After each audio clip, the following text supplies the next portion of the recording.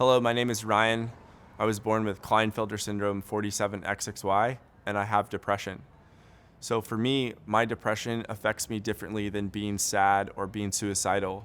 My depression comes from isolation, and I want to share with you my tips on how to help yourself get out of depression, but how depression affects me. So I tend to isolate myself, and I don't notice that I have depression or going through a depression flare up, as I like to call it, until I'm 2 or 3 days into the cycle.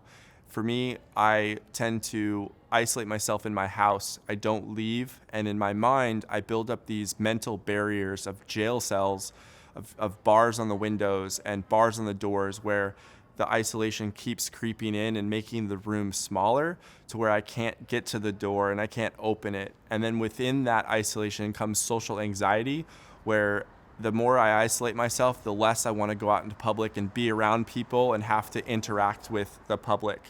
And so some of these what this isolation does is it basically just takes my entire structure and drops it off of a cliff. And I lose all aspects of my life when it comes to hygiene. I stop brushing my teeth, taking a shower.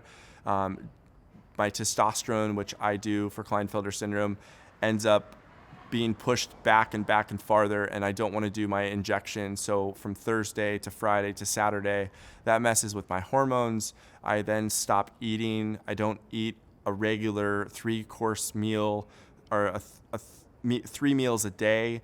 Then that affects my sleep. I tend to become an insomniac where all I do is stay up until 3 or 4 o'clock in the morning. That compiles, and then I feel like crap. I tend to procrastinate with my work. I don't get back to friends and family who are contacting me, asking me how I'm doing, or just the daily grind of talking to people and friends. And I feel like I need to be alone.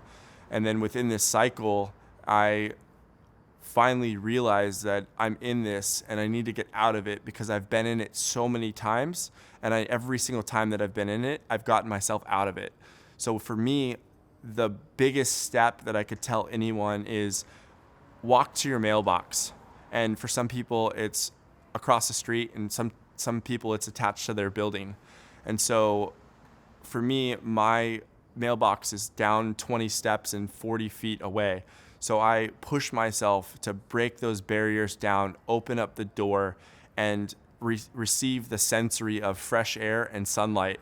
If I can make it to my mailbox, then that night, I can make a goal for the next day to brush my teeth, to get that gritty feeling off my teeth.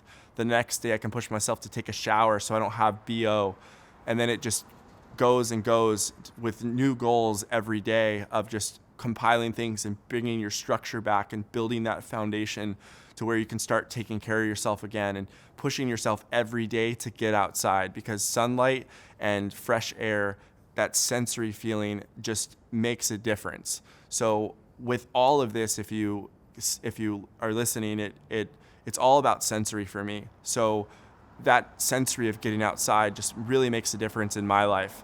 So I hope that this video can help you understand that when your depression kicks in, and it's okay to be depressed, but it's also okay to really help yourself and push yourself to get outside and make a difference in your life and carry on with getting back on your routine, your daily grind, and pushing forward.